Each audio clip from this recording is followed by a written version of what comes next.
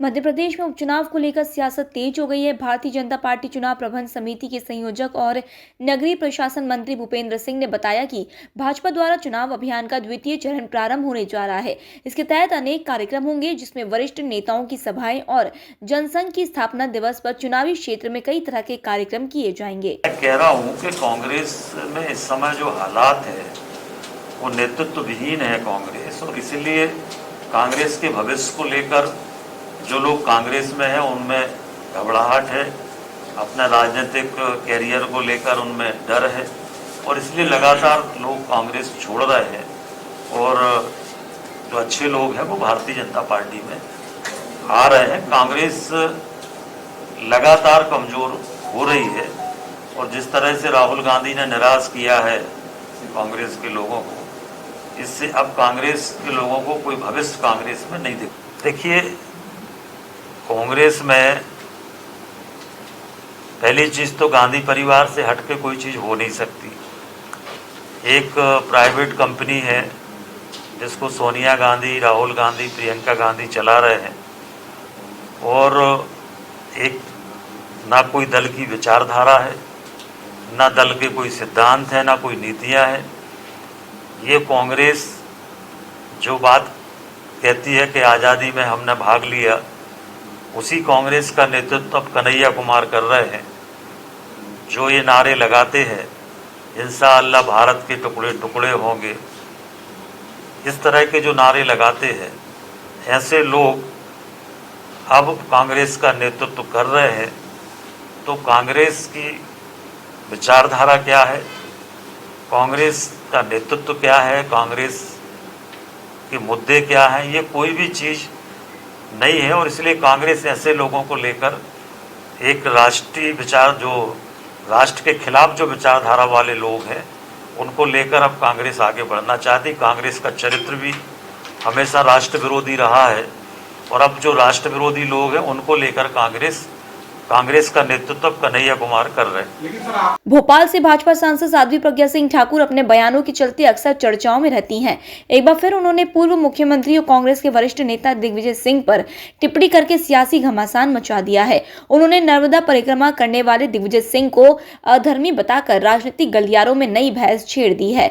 उनके बयान पर दिग्विजय सिंह के कट्टर समर्थक और पूर्व मंत्री और विधायक पीसी शर्मा ने उनके बयान पर आपत्ति जताते हुए पलटवार किया है। विजयदशमी का कार्यक्रम सद्भावना का कार्यक्रम होता है, जिसमें रावण का दहन करके रावण प्रवृत्तियाँ खत्म हो, इसका प्रोग्राम होता है। और जब कोई दशहरा का प्रोग्राम होता है तो सभी पार्टी, सभी धर्म के लोग वहाँ पे आते हैं, बच्चे भी आते हैं आतिशबाजी देखने। ऐसे कार्यक्रम में एक कटुता की बात करना एक सांसद को, प्रज्ञा ठाकुर जी को मैं समझता हूँ कि शोभा नहीं देता।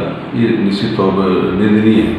जहाँ एक पार्टी विशेष कांग्रेस पार्टी को लेकर बातचीत करना, ये, और जिस तरह से नर्मदा जी का अपमान किया, नर्मदा परिक्रमा वासियों को पापी कहा, ये घोर आपत्तिजनक है। पूरा नर्मदा जगत और नर्मदा के आसपास रहने वाले आज इससे बहुत पीड़ित हुए हैं, और निश्चित तौर पर एक सांसद को इस तरह की बात करना, और दूसरा ये कहना कि वहाँ पोस्टर छपे गुमशुदा की तलाश।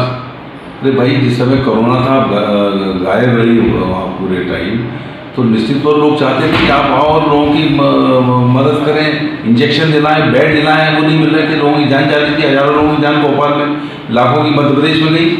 इन सब बातों को लोग व्यथित थे, और इसलिए इस तरह के वो इससे कांग्रेस पार्टी क्या लेना।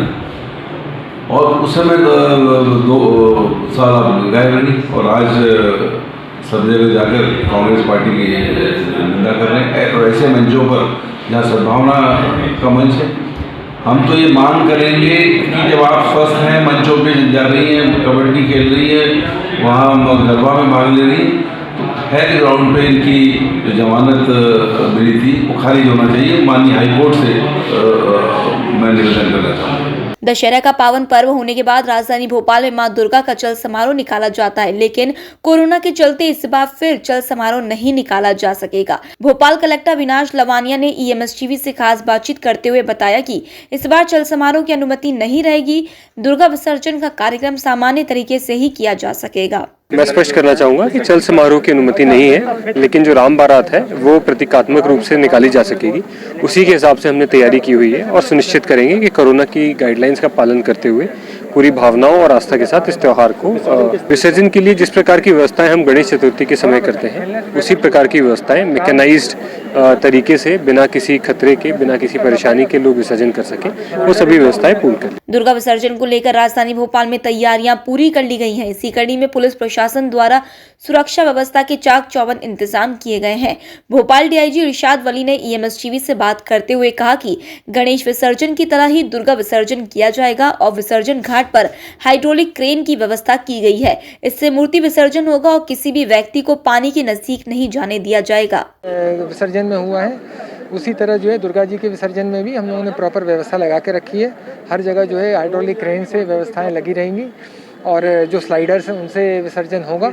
किसी भी तरह से पब्लिक को पानी का इंटरफेस नहीं होगा। भाजपा चुनाव प्रबंधन समिति के संयोजक भूपेंद्र सिंह ने उपचुनाव को लेकर कांग्रेस पर निशाना साधा है। उन्होंने बयान देते हुए कहा कि मध्य प्रदेश में कांग्रेस कमलनाथ तक सीमित होकर रह गई है। यहाँ उनके पास कोई कैडर नहीं है। प्रत्याशी स्वयं कांग्रेस में चुनाव लड़ता है और अरुण यादव, अजय सिंह, राहुल भैया जैसे नेताओं को पार्टी से किनारे कर दिया गया है। देखिए, कांग्रेस पार्टी जो है उनके पास कोई कैडर तो है नहीं। उम्मीदवार स्वयं चुनाव लड़ता है और उम्मीदवार अपने प्रयास से जो कर ले। और इस समय कांग्रेस की जो स्थिति है, कांग्रेस में एक निराशा का वातावरण है। मध्य प्रदेश में भी कांग्रेस कमलनाथ जी तक सीमित हो गई है। बाकी सभी नेता, चाहे वो अरुण यादव जी हों, चाहे आपके अजय सिंह जी, राहुल भैया हों, चाहे जो भी कांग्रेस के नेता हैं, वो सबको एक तरफ कर दिया गया है। और चाहे वो लीडर अपोजिशन हो तो कमलनाथ जी हैं, अध्यक्ष कांग्रेस कमेटी के कमलनाथ जी हैं। तो कमलनाथ जी की कांग्रेस मध्य प्रदेश में चल रही है और बाकी कांग्रेस एक तरफ अलग थलग पड़ी हुई है।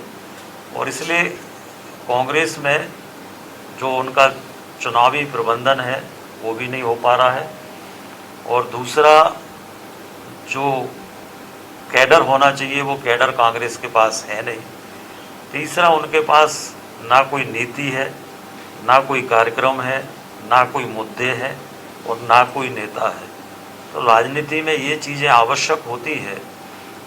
एक तरफ जहां माननीय स्वराज जी एक दिन में 5-5 सभाएं कर रहे हैं, कई जगह रात्रि विश्राम वो करेंगे, वहीं पर दिन में एक सभा कमलनाथ जी की कब से होगी पता नहीं, पर एक सभा होगी।